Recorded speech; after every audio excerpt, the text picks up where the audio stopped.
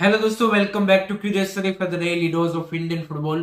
तो सबसे पहले बात करते हैं इंडिया की जो रिसेंटली 26 मेंबर की प्रोबेबल स्क्वाड अनाउंस हुई for Malaysia match.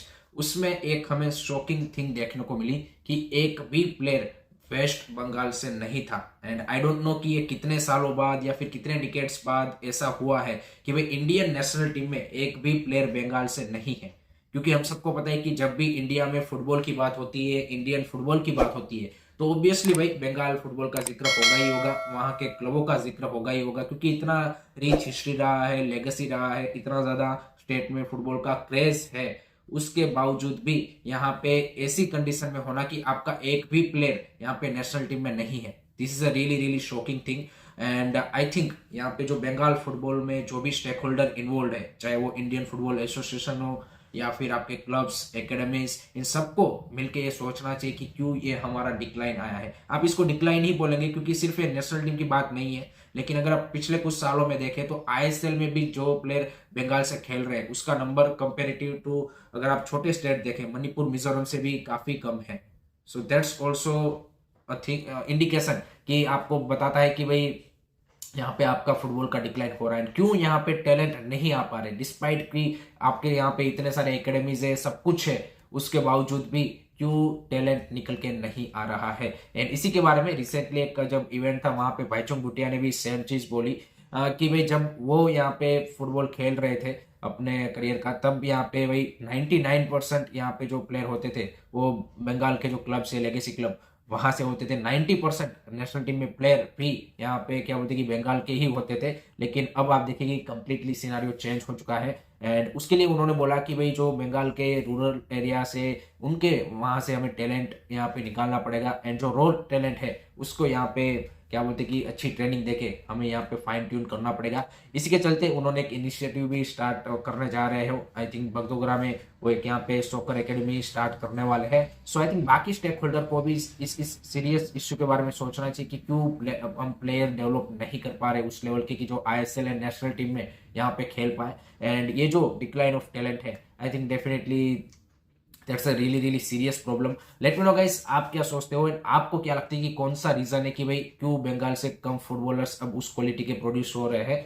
Comment section में जरूर बताइए। नेक्स्ट बात करनी है एएफएफ एंड यूथ फुटबॉल के बारे में, क्योंकि हम सबको पता है कि रिसेंटली अंडर 17 एंड अंडर 20 हमारी जो टीमें हैं वो एएफसी एशियन कप क्वालिफाई करने में फेल रही। एंड हमारे नेशनल टीम के कोच ने भी रिसेंटली एक इंटरव्यू में बोला कि आपको काम करना पड़ेगा ग्रास रूट पे, यूथ लेवल पे, आपकी अंडर 17 अंडर 20 के ऊपर, तभी जाके आप एक्सपेक्ट कर सकते हो कि आपकी सीनियर टीम भी आगे जाके एशियन कप में अच्छा करे, वर्ल्ड कप क्वालिफाई करे, ये सारी चीजें। और आप किसी से भी, आप जब भी इंडियन फुटबॉल की बात निकलती है एक बात आती ही है कि grass root youth football, but AFF and जो हमारे बाकी स्टेक होल्डर है क्या उनका ये प्रायोरिटी है? सबसे बड़ा क्वेश्चन ये है। आप देखिए कि अंडर 17 में इतना बड़ा फेलियर होने के बाद एंड अंडर 20 में इतना बड़ा फेलियर होने के बाद एक भी यहाँ पे स्टेटमेंट एएफएफ की ओर से सच नहीं आया कि भाई आप इसके यहाँ पे क्या बोलते हैं कि रूट कॉजेस में जाएंगे कि क्यों हम फेल हुए और आगे हमारे क्या यहाँ पे स्टेप है कि हम आगे जाके और अच्छा करें। आपको ना तो प्रेसिडेंट से कुछ सुनने को मिला, ना तो एएफएफ की ओर से कोई ऐसा स्टेटमेंट आया, और ना तो आपका आगे का कोई प्लान भी है। आपका आगे का प्लान क्या है कि भाई सिर्फ आप अंडर 17 और अंडर 20 एशियन कप क्वालिफाई नहीं कर पाए तो आपकी टीमें खत्म, उनको बस अब कुछ मैचेस नहीं देना है।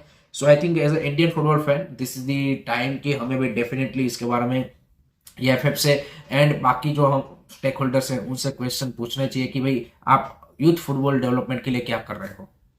एएफएफ का रोल है कि भाई बेटर स्ट्रक्चर देना, सारी चीजें देना, एंड एकेडमिक्स क्लब का यहाँ पे क्या बोलते हैं कि रोल है कि वो ज्यादा से ज्यादा यहाँ पे इस तरह के जो यूथ कंपटीशन होंगे उसमें पार्टिसिपेट करें।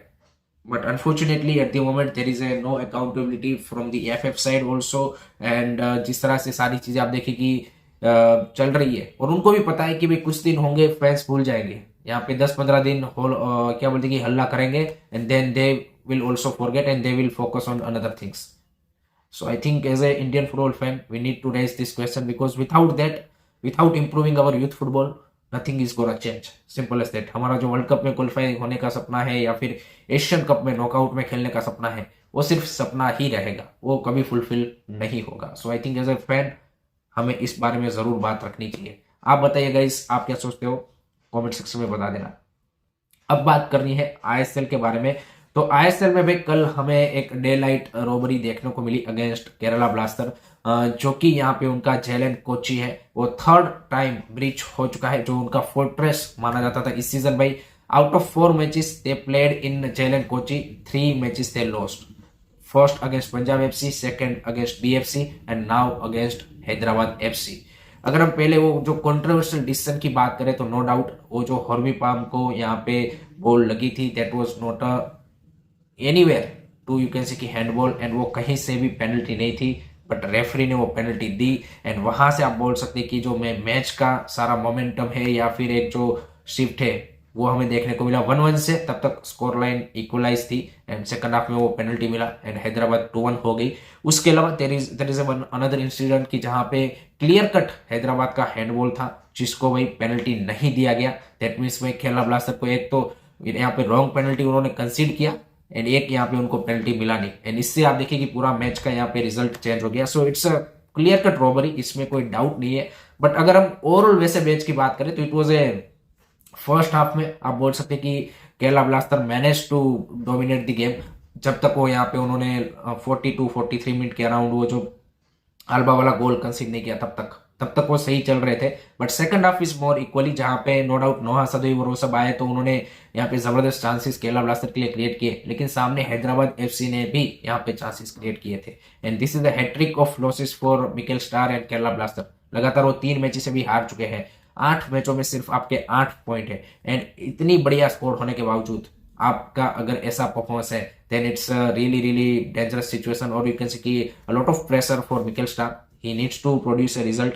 एंड कल क्राउड भी सरप्राइजिंगली काफी कम देखने को मिला, 15,000, जो कि हम जनरली एसोसिएट नहीं करते, या फिर जो स्टैंडर्ड है यहाँ पे जेलन कोची का कि जब भी केरला ब्लास्टर वहां पे खेलती है तो मोर देन 30,000 फैंस हमें देखने को ही मिलते हैं। उसके काफी रीजन हो सकते हैं, वन ऑफ देम माई भी यहाँ पे कि भाई हैदराबाद एफसी एक उतनी स्ट्रॉन्ग साइड नहीं खेल रही, वो भी हो सकता है। कुछ अदर रीजन भी हो सकता है, फेस्टिव सीजन है तो you never know. But crowd भी काफी कम था एंड टीम की जो परफॉर्मेंस है वो भी काफी डिसअपॉइंटिंग इन अ सेंस रही कि जिस तरह से उन्होंने एक 3 पॉइंट वाला मैच था उसको गवा दिया। एंड अगर आप इस सीजन देखेंगे तो भाई 12 गोल केरला ब्लास्टर ने स्कोर किए हैं एंड 16 गोल उन्होंने कंसीड किए हैं। दैट मीन्स आपकी भाई back line is one of the serious issue. आपने विपिन मोहन कोएफ के साथ as a double pivot start किया था इस मैच में, Hormipam and Milos Drincic आपके सेंटर बैक पैर खेल रहे थे, लेकिन लगातार हमने देखा है एंड आपके कीपर के भी ब्लंडर्स हमें काफी सारे देखने को मिले। तो back line is the area की जहां पे मिकेल स्टार को भाई has to find the solution. वहां पे अगर वो स्ट्रॉन्ग नहीं हुए देन आई डोंट सी कि भाई उनके लिए प्लेऑफ में भी क्वालिफिकेशन करना यहाँ पे क्या बोलते कि पॉसिबल हो पाएगा। सो लेट्स सी यहाँ पे केरला मैनेजमेंट किस तरह से इसको रिएक्ट करता है। एंड नेक्स्ट 2 मैचेस भी उनके होम पे है आफ्टर द इंटरनेशनल ब्रेक। सो वहां पे अगर मिकेल स्टार रिजल्ट नहीं ला पाते देन आई डोंट सी कि he will be the coach of Kerala blaster from then on. So it's really tough time for KBFC। and दूसरी साइड हैदराबाद एफसी के लिए it's a great victory away में जाके, यहाँ पे इट्स नॉट इजी एंड उसमें भी भाई 1-0 से वो डाउन थे। तो I think they won the first time after you can say down by 1 goal. So that's a great thing for Hyderabad FC and Thangboi Singto and Alba के वो जबरदस्त goal and after that penalty that was a brilliant from their side। so great 3 point for Hyderabad FC.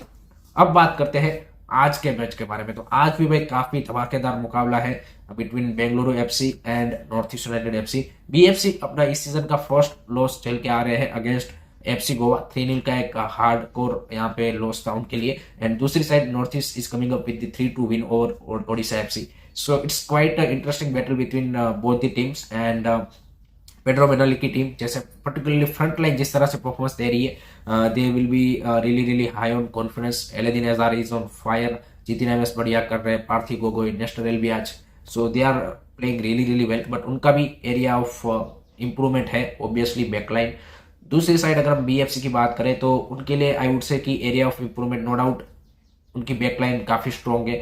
Last match में 3 goal जरूर concede किया, but still जीएसएस Beke, Jovanovic, they are really strong and I think थोड़ा सा offensively they need to be more creative, they need to create more chances।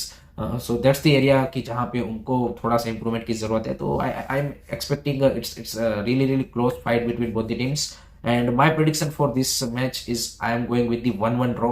Let me know guys, आपका क्या prediction है comment section में जरूर बताइए।